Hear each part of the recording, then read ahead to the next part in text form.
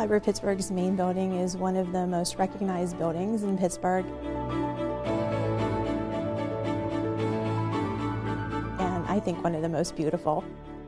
We have about 5 million items in our collection.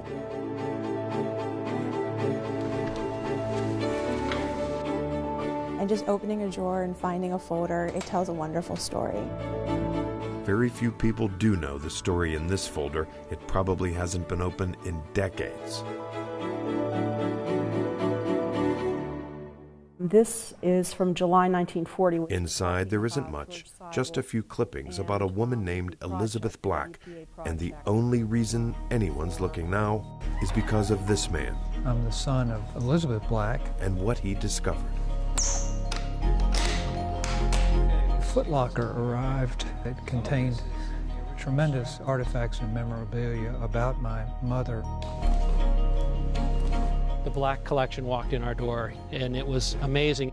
Elizabeth Black was an up-and-coming artist in the 1930s. She obviously had a talent that was recognized by many people. Prominent people commissioned her work. She did portraits, murals, exhibits showcased her talent. The body of work that she did is just astounding. Elizabeth Black was on her way. The war interrupted a lot of careers. But World War II would also bring out her best. Elizabeth Black really symbolized the Red Cross spirit. She drew up a unique plan to serve her country, traveling through war zones in Europe. Those soldiers' portraits have an intensity. Sketching more than 1,000 soldiers for the folks back home. So there she was with an easel, sketch pad. And I was standing there watching her. The soldiers looking on. I think they're having a good time. And just seeing a female meant a lot to them. From the turmoil and anxiety to, gee, this is heaven.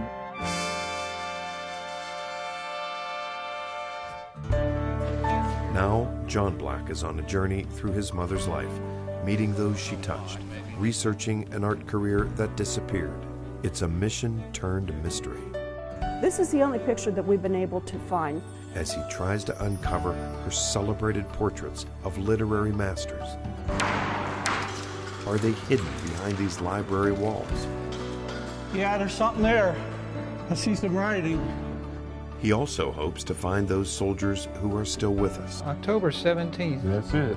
1944. And make sure long-lost sketches are in appreciative hands. Mom, here you go. Been waiting 60, 65 years for this, so open it up. It took a long time for this sketch to find its home. These portraits were a tremendous gift to the parents and the wives. This is the story of Elizabeth Black and her portraits for the home front that meant so much to so many Americans. She was a wonderful, patriotic woman to do the things that she did. This is my dad, and it means the world to me.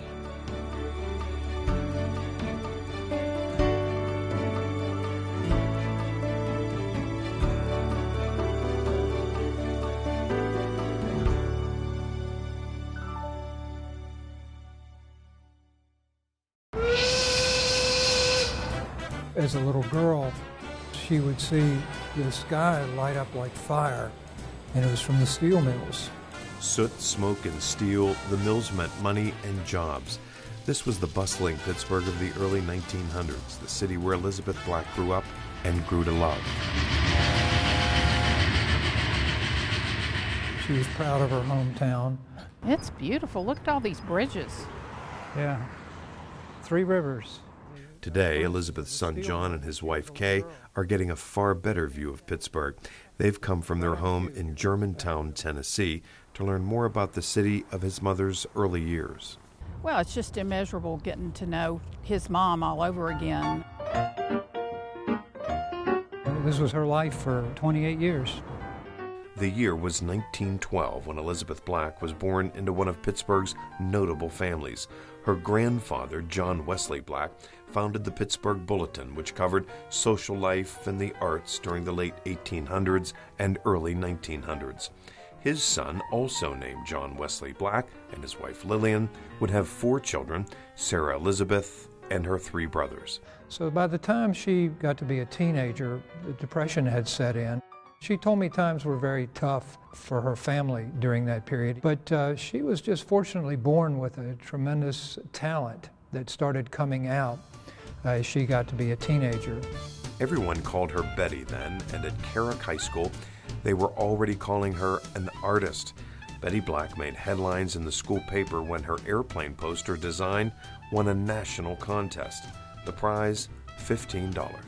And that propelled her to devote even more time to that talent. Betty won a scholarship to the Ad Art Studio School, where one of her teachers was renowned Pittsburgh artist Raymond Simbali. She took classes at Carnegie Tech, now Carnegie Mellon, then landed a spot at the prestigious Art Students League of New York. So she got tremendous training there. And more recognition. But young Betty Black was getting less support at home. Money was tight. A woman actually selling her art was unlikely. I don't think she got a lot of encouragement from her parents. And maybe at the time it was one of those things where you need to go out and get a real job, Betty. The artist can't make any money. As a woman artist of that time period, she seems to me to have been very brave and bold, because it's still a man's world in the art world, I think, and back then it was so much more. Yvonne Kozlina has been a working artist in Pittsburgh for more than 40 years. Her specialty is portraits, and she got a recent look at the portraits of Elizabeth Black. I think her work was just beautiful. She knew how to render a face, and she knew how to use her materials.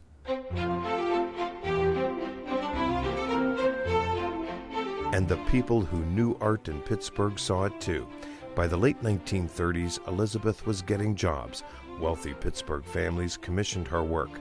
The Mellons, the Shaws, for whom the community of Glen Shaw was named. People are looking for the best. They can afford the best, so they would certainly hire the best. I see that she can capture children very well. You know, she gets the face shape, the proportions right, and she gets a beautiful portrait of the child. Word spread among the influential women of Pittsburgh's Junior League. When it was time for their children to sit for portraits, they would sit for Elizabeth Black. My mother said, "Wear your yellow dress." And I sat down, and away she went, very quickly. At her home in Greenwich, Connecticut, Kathy Knight is many miles and memories away from her Pittsburgh childhood. Kathy's father was George Liggett Craig, Jr., prominent in the oil business. Kathy's mother, Kathleen Casey Craig, better known as Honey, was a respected patron of the Pittsburgh arts community. Mommy was very dazzling. She had a wonderful personality. And she knew a good artist when she saw one. Oh, very definitely. She knew Elizabeth Black, and she wanted my portrait to be painted by her. And I think I was 9 years old. She really had a knack of getting a likeness of somebody, so I probably looked just like that. Too fat, too serious. Kathy jokes about it now, but her fleeting experience with Elizabeth Black was a pleasant one. I liked her immediately, and she was very nice to me, treated me like a grown-up, and just went about her business of painting. She smiled a lot, and she was lovely looking. That sitting decades ago left Kathy Knight with a family keepsake and a brush with the woman who was making early strides in a male-dominated field. Oh, I think she was probably ahead of her time. No doubt her gift of portraiture probably launched her. She was getting acclaim. She was getting showings. She obviously had a talent that was recognized by many people in Pittsburgh. She was at that level, the highest level. She was getting commissions, making a living. And wanted to make sure other artists made a living too. At the age of 24, Elizabeth made news by opening a gallery for young artists in downtown Pittsburgh. The exhibit space was in the Bessemer Building, which stood at the corner of 6th Street and Fort Duquesne Boulevard. Her goal, attracting new talent that wasn't yet welcome at more professional galleries. She realized what she went through to have to get there, and she wanted to make it easier on other artists to be able to earn a living and to receive the acclaim that they might deserve if they truly had talent. They set modest prices, but Elizabeth was quoted as saying, "I don't want anyone to think this is a 5 and 10 store." Somewhat blunt, didn't hedge her words, very personable, very engaging. Elizabeth's daughter-in-law, Kay, is also an artist and a partner in John's research on his mother's work. She was trained at a time when people really learned how to paint realistically, and she actually starts out in the old master's style, builds up upon it. But like all artists, like all people of great talent, they are always second-guessing themselves and saying, I'm not good enough, I'm not good enough. But that was probably something else that drove her forward and made her even try harder to succeed. Before it became the north side of Pittsburgh, Allegheny City was a city of its own. In fact, the third largest city in Pennsylvania. It was thriving with industry and culture. What it still needed, according to Andrew Carnegie, was a library. Mr. Carnegie made an arrangement with the city of Allegheny to provide them a library. The building opened in 1890 and was the second Carnegie Library in the United States. Sheila Jackson has worked at the main branch in Oakland for 40 years, but as a young girl, she spent a lot of time at the North Side location. And I went there to do my homework assignments. So I spent many hours in that library.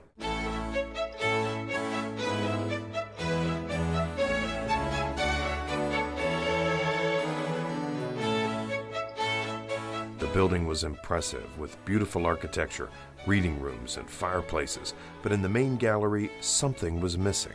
There happened to be some niches in that library that had been there for many years and even had the names of famous American authors printed on those niches, but never anything filled in for those niches.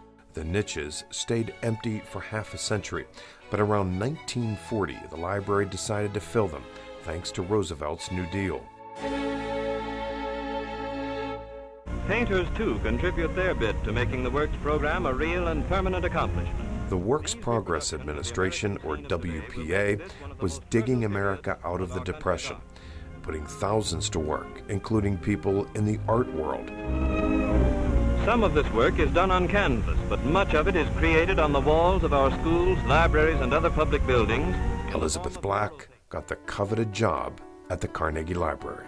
She was selected to actually paint the authors into those niches, and she did 25 of them, larger-than-life portraits in those niches, which was a gargantuan achievement.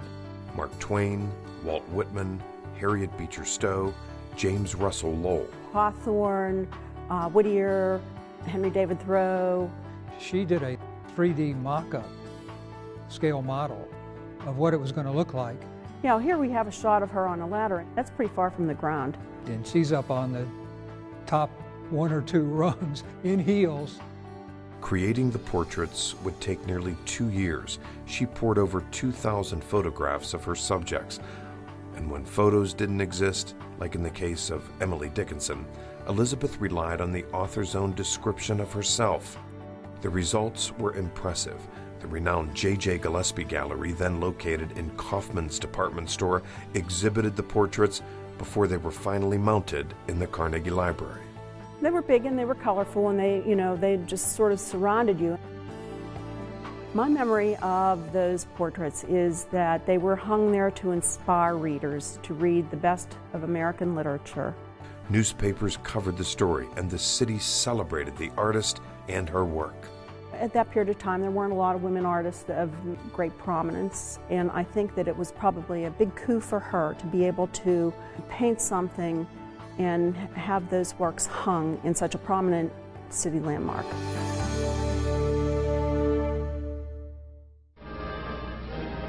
The sweat and iron of Detroit and Pittsburgh became the wreckage of Malmedy and Saint-Vite. This war was agony, fear. We lost more than jeeps and half-tracks, tires and shells, tanks and guns. We lost men, I used to pray that I wouldn't have to kill nobody and nobody have to kill me. And when you absolutely think you're going to die, you're not afraid. In Warren, Ohio, Bill Gorga finds peace here. He's 88 now, and like so many others his age, Bill says this may be the last year he'll put in a garden. But he likes the work and the quiet times when old memories surface. I was a kid that was overseas and grown up to be a man. Yep, no more kid. Bill was a machine gunner with the Army during World War II. He was at Normandy, the Battle of the Bulge, the Hurtgen Forest, and he was once reported missing in action. Among his wartime memories, sending his men on dangerous missions, losing some of his comrades.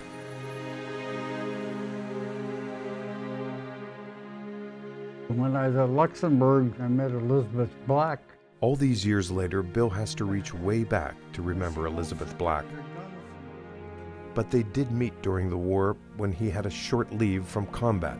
Elizabeth was with the Red Cross and drew Bill's portrait. He in turn signed her autograph book and is now seeing what he wrote for the first time in nearly 70 years. Very vaguely, I remember writing that down.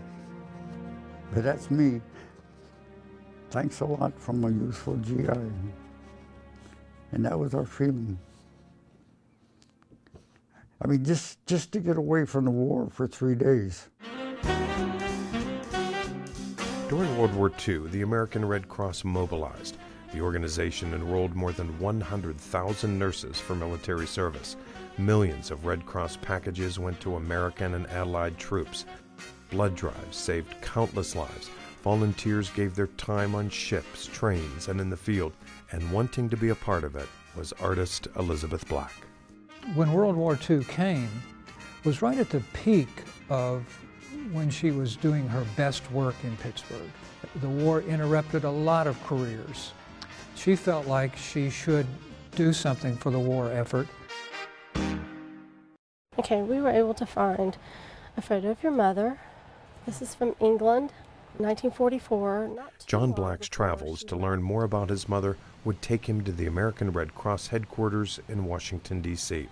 Susan Robbins Watson is the archivist. The women who went over there were breaking barriers. I mean, they wanted to contribute to the war. This was a huge adventure for many of them. Service records show that Sarah Elizabeth Black signed on as a Red Cross trainee in June of 1943.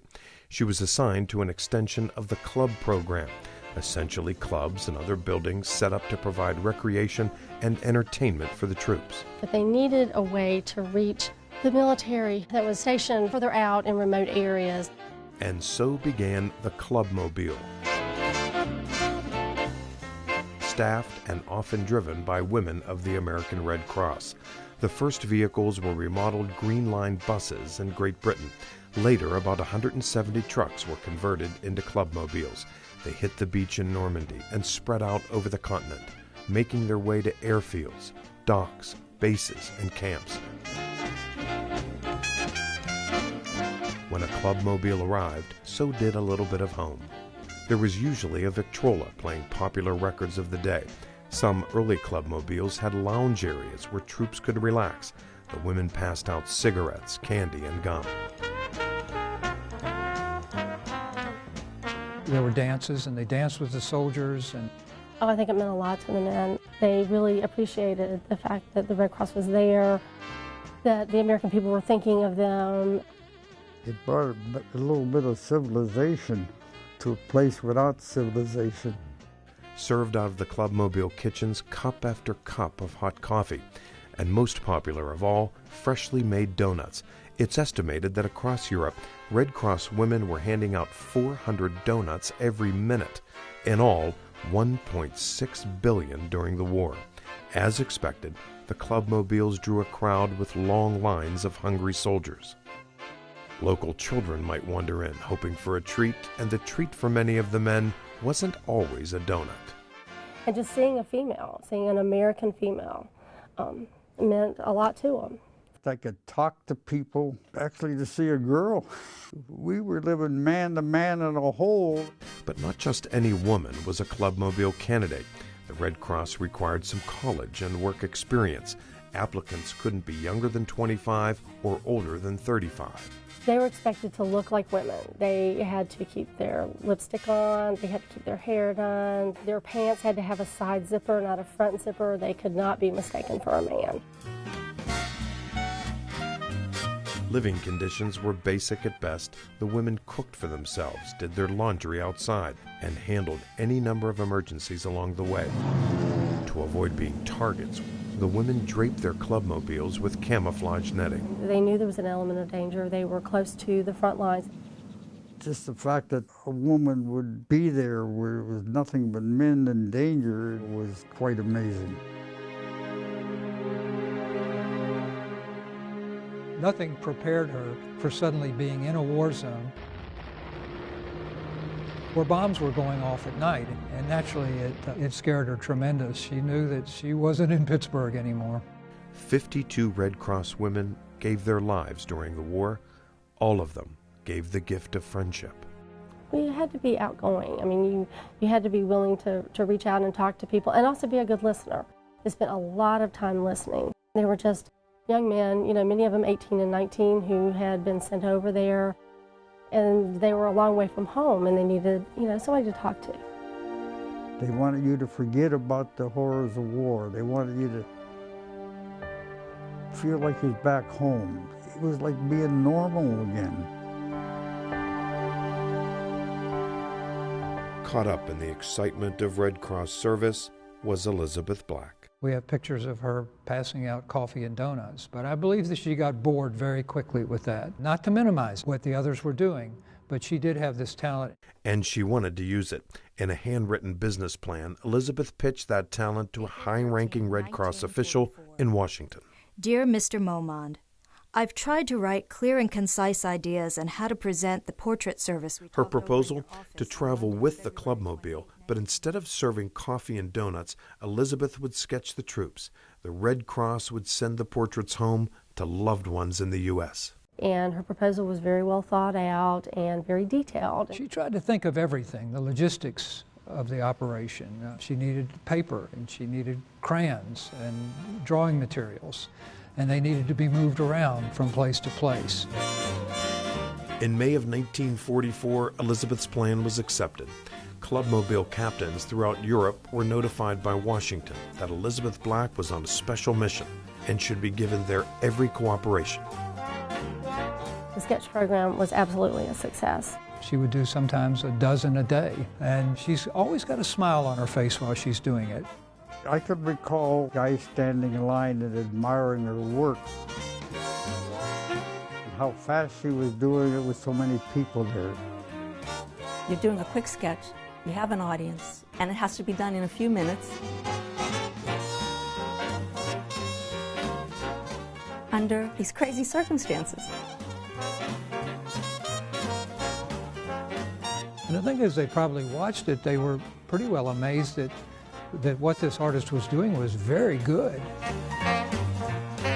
She sketched her way through England, then crossed the English Channel after D-Day. As the Allies pushed their way through Europe, Elizabeth Black did too. France, Luxembourg, Belgium, Holland, Germany. Most often, she set up in field camps where troops rested between combat. A lottery decided which men stood before the easel. A lot of these men had been to the front. They had seen battle. They'd maybe seen some of their comrades fall. Now they were back for a little bit of rest. When you look at the men gathered around Miss Black, and I see men that are happy. It took their minds off the war for a while. They're smiling, they're relaxed, they've let go a little bit. And there was no forgetting, this portrait artist was a woman. Of course, in this world of all men, it's nice to see somebody like her. That made my day at R&R. Bill Gorga was sketched in Luxembourg, November 27, 1944. She just has that pleasant quality that she brings smiles to your face. The Army and Navy, most often she focused on the men in the trenches.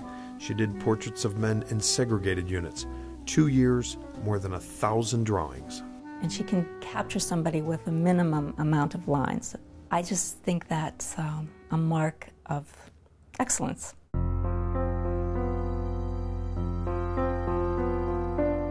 We've gotten letters back from the parents who received them who would say, it looks just like him. Elizabeth Black signed every sketch, noting the date and where she drew it. Then the American Red Cross sent them home with a message from every man. She has their expressions, their emotion. You know, you feel something when you look at it.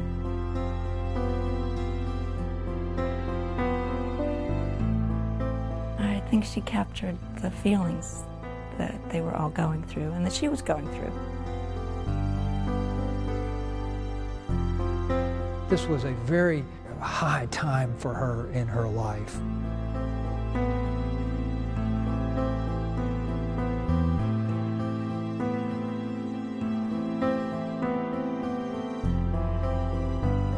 Being in a war zone, doing these portraits, making this contribution.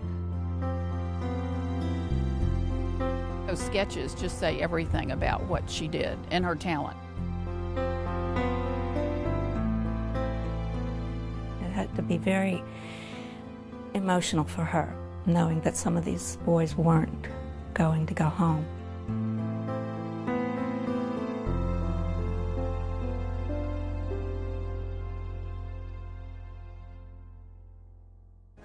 The Battle of Paris has been won, and the victorious end of the Battle of Europe is at hand. She went over there to do her job. I don't think she went over there to find her future husband, but it happened. In Cherbourg, France, Elizabeth Black of Pittsburgh met Julian Black, a dashing naval officer from Chattanooga, Tennessee. They shared a laugh about having the same last name. He signed her autograph book, drawing 3 musical notes and the title of a popular wartime song, I'll Be Seeing You. Fairly quick romance, but a very passionate one as near as I can tell, because the war would have a tendency to create that sort of passion.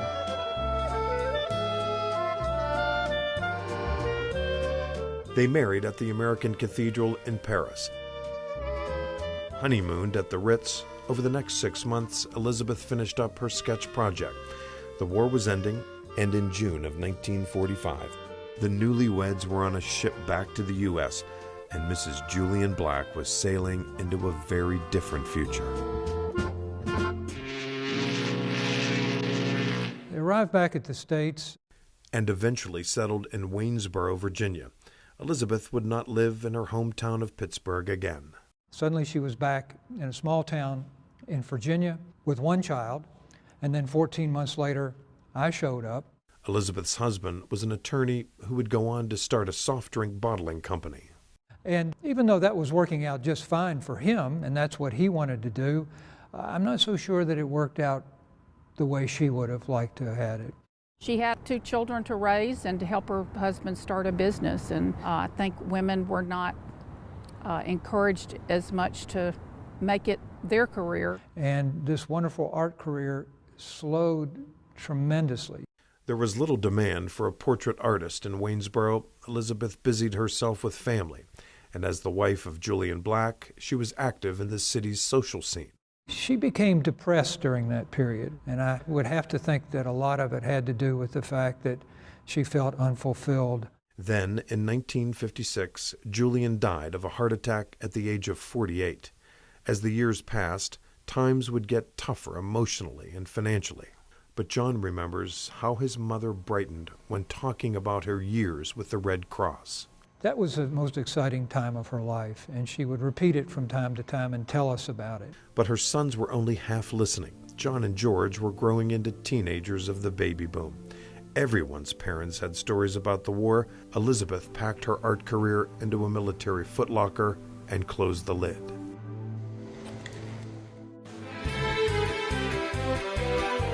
At that point, a lot of people were discovering sunny California.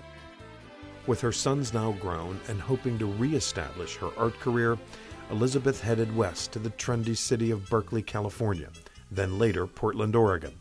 She was painting again, made new friends in the art community, but kept her work to herself. Her artistic endeavors were very private and personal to her and not for the outside world. She never got back to the momentum that she was creating in Pittsburgh before the war. Commissions, exhibitions, and newspaper stories about her success were a thing of the past.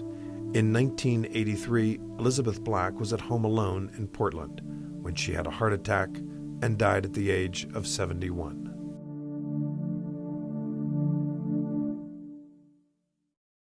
When I got to Foot Locker, I realized what a treasure that was. She'd kept it all: clippings, portraits, photographs, scrapbooks, carefully tucked into her husband's footlocker from World War II. It had to be a burden to carry that around for all those years and all those travels. And travel it did. From her war years in Europe, the trunk crossed the Atlantic to her homes in Stanton and then Waynesboro, Virginia. Later, when Elizabeth moved to Berkeley, then Portland, the trunk moved too. After her death, it went to her son George in Redwood City, California, and was stored in a garage for nearly 30 years, before finally coming to her son John in Germantown, Tennessee in 2010. The only reason she was keeping up with all this memorabilia, I think, was in hopes that one day, or one of her two sons would grasp the significance of what was in it.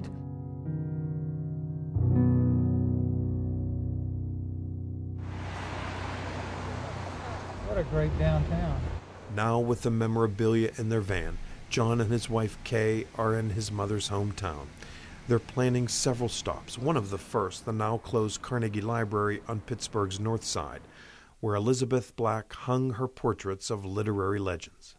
Well, this has been an adventure for me, trying to locate some information about this. Carnegie Library supervisor Sheila Jackson has only been able to find one photograph of the portraits in their niches. Shortly after this photo was taken, the building closed for a late 60s renovation. Ornate was out, contemporary in. When I went back into that library in the 1970s after it was remodeled, that was the first thing I noticed that had changed, that they weren't there anymore. And nobody has seen the portraits since. Here we go. John and Kay got permission to go inside to look for themselves. When I walked in, my heart sunk because it looked like the renovations that had occurred in that library over the years were going to prevent us from finding anything. This could be the area. Surely this is not a drop ceiling. See, this looks like that's the opening right there. Every minute that we were there seemed to be a little bit better. They seem to be much closer together. And then you have this column, which sounds hollow. The search would turn up nothing while John and Kay were there, except to confirm the location of the niches, about 14 feet from the floor and now covered by a new wall. It just gives me chills to think that we could be that close to these magnificent portraits that my mother did 70 years ago. We'll know as soon as we crack that wall. Pittsburgh city workers would crack that wall, hoping to find the portraits. Yeah, there's something there.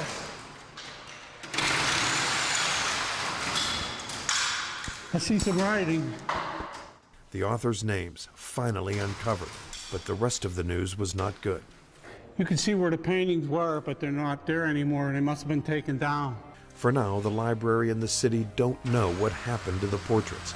25 authors and poets, larger than life, missing since around 1970.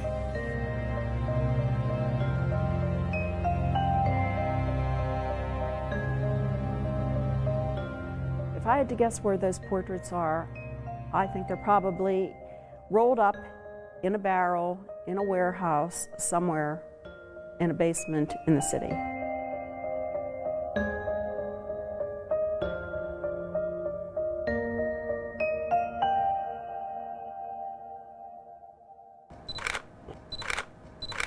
My name is Michael Kraus. I'm the curator at Soldiers and Sailors in Pittsburgh.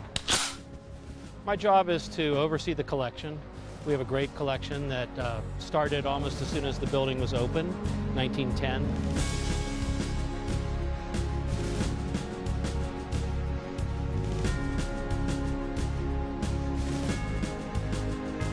Soldiers and Sailors Memorial Hall in Pittsburgh. The landmark building houses military artifacts dating back to the Civil War, and it's the next stop for John Black and his mother's footlocker.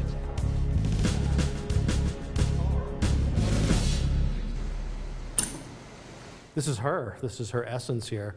Here I was staring at this pile of portrait drawings and a mountain of paperwork that just looked like it said, "Look at me, read me, interpret me, I want to say something." What's laid out before curator Michael Krause is the meticulous collection of Elizabeth Black.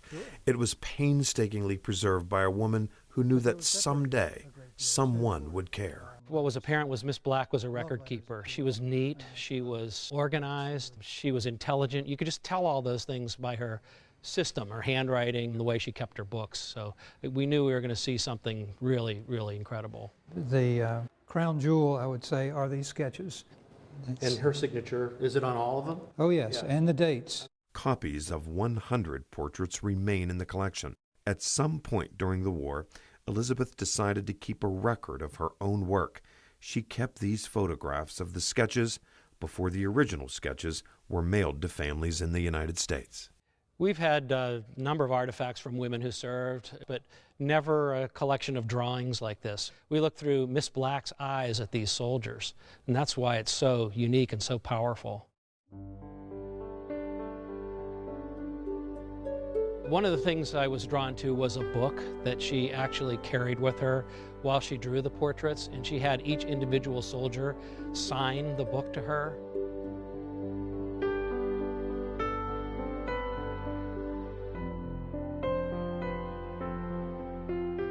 Some are carefully scripted, others barely legible. These are personal notes from all the men who posed for portraits. Every signature and every turn of the page tells another story. It seemed like most of the men were very respectful and appreciative of her work. It was a cloudy, dark day, but you were out there on our windswept field sketching the boys and myself.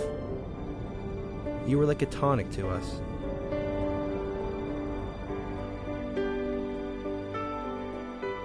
Some of the men flirted with her. It was a pleasure to pose. And I want you to know that the subject had something very nice to look at.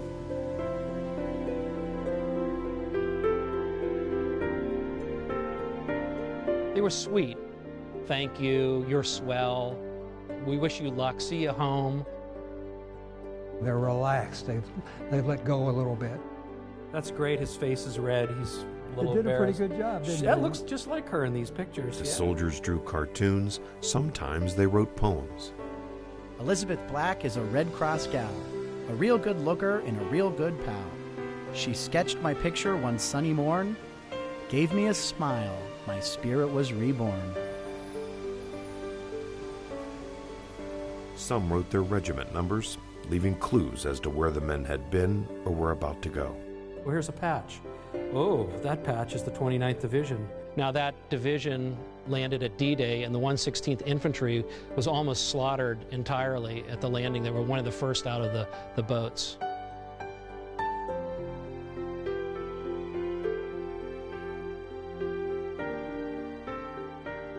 But each man had really thought about what he wanted to say to her and had written it down, and that was her collection, her payment really for doing these portraits of those young men.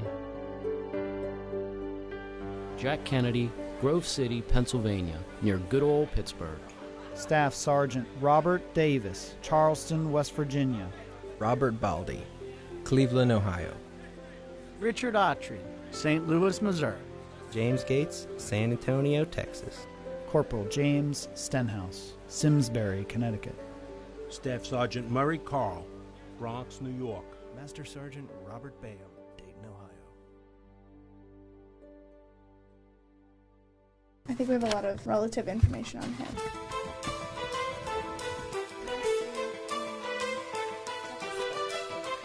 You might want to add Howard Fairley to that list. He passed away in 2002. I thought we found his wife.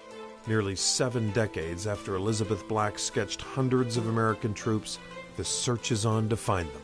From West Virginia, correct? Did you try contacting his nephew, maybe? These interns from Pittsburgh colleges are working with WQED.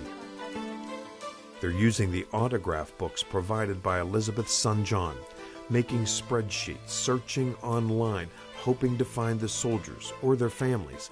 It hasn't been easy. A lot of the addresses have changed. When the men signed the books in 1944 and 45, many were still teenagers living with parents. It wouldn't have any kind of forwarding address, so a lot of times it would hit a snag there. Another problem was just the commonality of some of the names. And perhaps the greatest challenge, almost everyone on the list is dead. The VA estimates that nearly 650 World War II veterans die every day. Once I got to the obituaries, the next thing I would look for would be their next of kin. It was finding their connections, like finding their spouses and then their children. Who would be found and where? How many portraits made it back to the States? How many still exist? All of a sudden he was gone, and I missed him. I missed him quite a bit. One of the first to be found was Betty Koppel Houston. She was only 7 years old in 1945 and worried about her father. The family lived in the Pittsburgh neighborhood of Crafton Heights. They knew Leo Koppel was fighting somewhere in Europe, but hadn't seen him in more than a year. We didn't know how long he was going to be away. We didn't know if he would ever really come home. Leo had just come through the Battle of the Bulge and was on leave in Holland when he was among those chosen to have his portrait done by Elizabeth Black. He signed it to his wife Betty, and the Red Cross sent the sketch to the home front. We were quite surprised when we got it in the mail. Of course, I was excited because I was Daddy's little girl. My mom framed it right away and hung it on the living room wall. As they grew old together, Leo Koppel and his wife kept the portrait on display until they died. It now hangs proudly in the home of Leo's daughter, Betty. It's a very good likeness of him, I think. When I look at this picture, I see the love shining out of his eyes. Just all the love that I feel for him. And it means the world to me. One of John Black's goals is making sure portraits that never got home finally do. His mother kept copies of about 100 sketches. One of them was of Joe Nemitz, originally from Pittston, Pennsylvania. How we tracked down Mr. Nemitz, we found an obituary for him on the internet. We can contact them and see if they know anything. But finding the family took detective work. The 2010 obituary did name Joe Nemitz's widow and 3 children. Internet searches turned up nothing on them, but the obit also named his granddaughter, Christine, and her husband, Wesley Heiser. Turns out Wesley is a firefighter who'd been mentioned in a news article about a fire in Gettysburg. A call to the Gettysburg Fire Department led to Wesley, who called his father-in-law, Joe Nemitz Jr., the late veteran's son. Joe Jr. lives in a Philadelphia suburb. Really wondered whether it was a scam or not, because something happened 70 years ago. As it turns out, the Nemitz family never received the wartime portrait of Joe Sr., and his widow Lucy was still alive. All I can say is time is marching on for me too. So I just have the happy memories, and I look at the pictures every day. Joe Nemitz married Lucy when he was 25. They raised a family, enjoyed their grandchildren. Like other men of his era, Joe never talked about his time in the Navy. I never pressed my father for any answers. I just didn't know if he'd be very sensitive to it. I wish I could have seen him in uniform. But he never even had his uniform. I don't know what he did with it. Because Joe's family never got the sketch during the war, John Black had it delivered all these years later. Lucy, her son and daughter, are about to see it for the first time. Okay, thanks. Okay, Mom, here you go. Been waiting 65 years for this, so open it up. Oh, look at that. Oh, pretty. Awesome. Love Joe. That's his writing right there. They all agree the likeness is a good one, right down to the wave in his hair. They also get a look at what Joe wrote in Elizabeth's autograph book, a flirtatious note that reads in part, "Your attractive smile, more than anything, made me want to be sketched by you." He knew how to sling this the bull. He was 18. He was hitting on the sketch artist, Mom. Her looks, her eyes, and her smile. That's my father. He always had something nice to say about other people. Hi, I'm Kathleen. Hi. Thank you so much. In a Skype conversation, the family reaches out to John Black in Tennessee to get more details about the sketch. And it's in beautiful condition. Yes, it is. Yes, it is. How many sketches did you recover? The family wants to know more about John's mother and to thank him for the portrait. It took a long time to find home. It's finally home. I'll put it up in the living room. I have these pictures in the living room, so I get to see them every day. It'll go right next to her wedding photo. For Lucy Nemitz, one look at the sketch says it all. Oh, he's my Joe.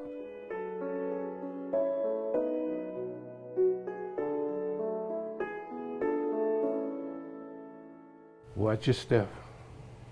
Frank and Eva Clark have walked through life together for 71 years. She put up with me all this time.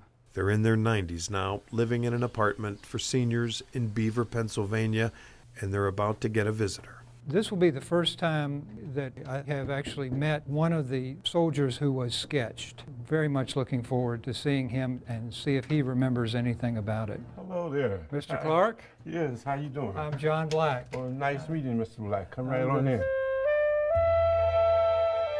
Corporal Frank L. Clark of Midland, Pennsylvania, signed the autograph book in October 1944, the day he posed for Elizabeth Black in France. Frank hadn't seen Eva in 2 years. Miss my wife? Oh, you bet I did. And he was proud to send the sketch home, but somehow the original got lost. Today, Frank and Eva are joined at their kitchen table by Elizabeth Black's son. John delivers a copy of the portrait, created 7 decades earlier. October 17th. That's it. 1944. The Clarks take a few minutes to admire the sketch. Eva's memory isn't what it used to be, but she's brightened by the gift. And John's gift in all of this are a soldier's memories of his mother. Took time with us, you know. Oh, did she? Talk to you? Talked to us and had us laughing. Well, it means a lot. And I'm glad to be able to get this copy. And I'll have it for the rest of my life. Always yours, Frank.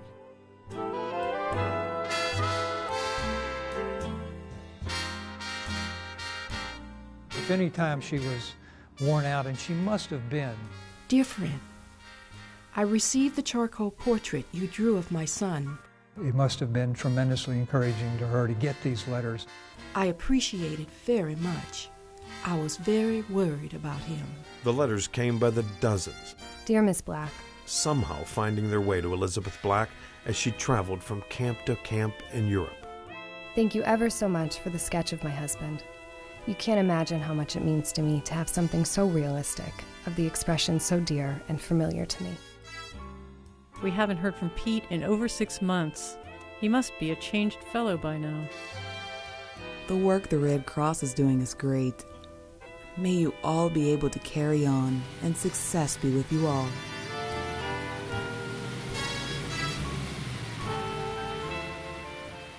They arrived from all over the United States, letters of concern, thanks, and support. Lifting her up and saying, "You're doing a great job, keep going."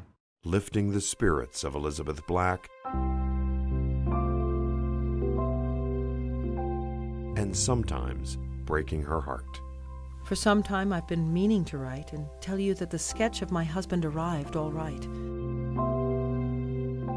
and was viewed rather sorrowfully by his relatives.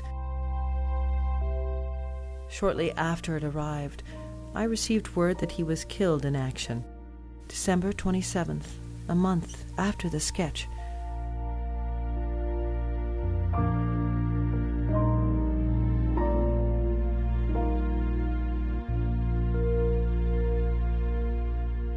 I am having the sketch framed so his 9-month-old son may have it. The son he never saw. I hope a word of appreciation from the States is not amiss. Not amiss. Very truly yours, Helen O. Harper. That 9-month-old son is now 69-year-old Fred Harper Jr. We found him living in Fort Lauderdale, Florida. He's never seen this letter. Well, it's difficult for me to read. And was just a baby when his mother wrote to Elizabeth Black to say thanks while still grieving for a husband who wasn't coming home. Helen and Fred Harper were only married a few years when he went off to war. Fred was with Battery C of the 400th Armored Field Artillery Battalion that advanced through France, Luxembourg, and finally Germany, and into the Battle of the Bulge. He was killed actually after the Americans had turned the tide. We were actually winning the battle when he lost his life. Mother never spoke of it. I suspect it was just heart-wrenching. Fred Jr. grew up in Hurlock, Maryland, knowing his father only through pictures. He too joined the military and served in the Navy during the Cold War. Eventually, Fred's mother gave him the sketch drawn by Elizabeth Black. Well, I have to tell you, it's not my favorite picture of my father, but I like it because it's the last real good picture I have of him. Fred spent years wondering who was Elizabeth Black, but his searches turned up nothing. And then I got your phone call, and I thought, Providence.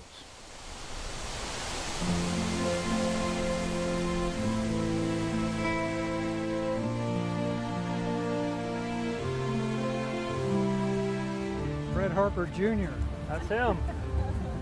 John Black. Good to meet you, sir. Good to meet you. They chose an appropriate meeting place, the World War II Memorial in Washington, D.C. The family of the late Fred Harper meets the family of the late Elizabeth Black. And the fact that they kept that portrait all those years, it was a very important part of their life.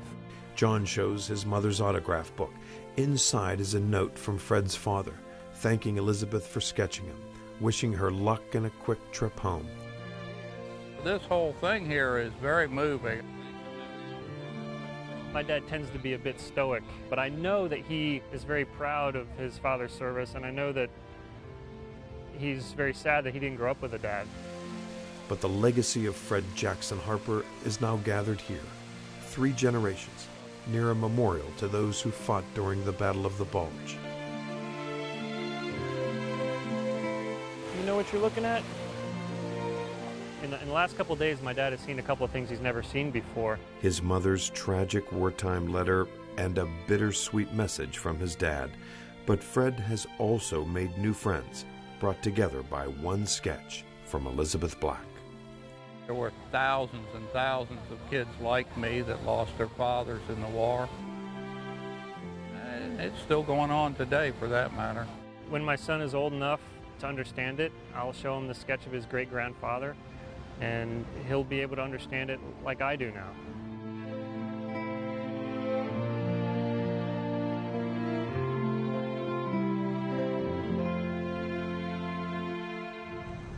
Ready, place.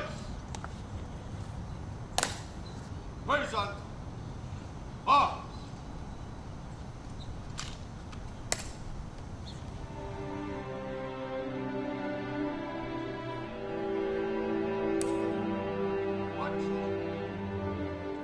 There are 400,000 graves at Arlington National Cemetery.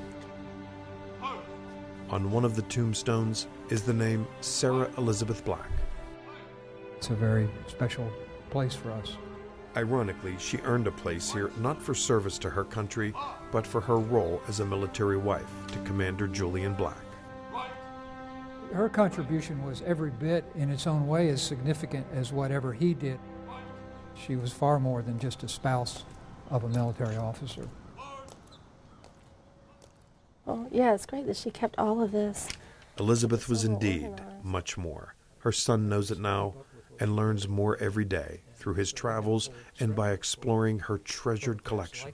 I thought this was a unique story that I hadn't seen anything like this before. And lo and behold, it is my own mother. It's almost like Liz has been with us, showing us her life.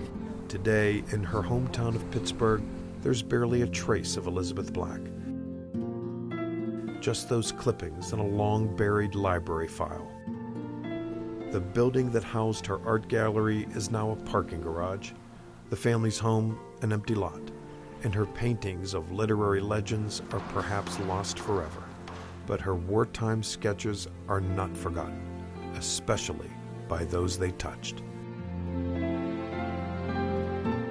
I think she gave everything she had to make those portraits. Elizabeth Black sketched her way into the hearts of brave, sometimes frightened and lonely American troops. To these men, it was an opportunity to reach back home. She was a woman who gave hundreds of families peace of mind at a time they needed it most. It just meant a lot to me to get that picture. And the fine lines of these faces do live on in homes all across America. And they're cherished pieces of art that'll be handed down from generation to generation.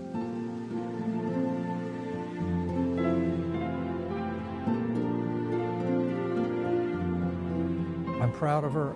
I want to tell her story.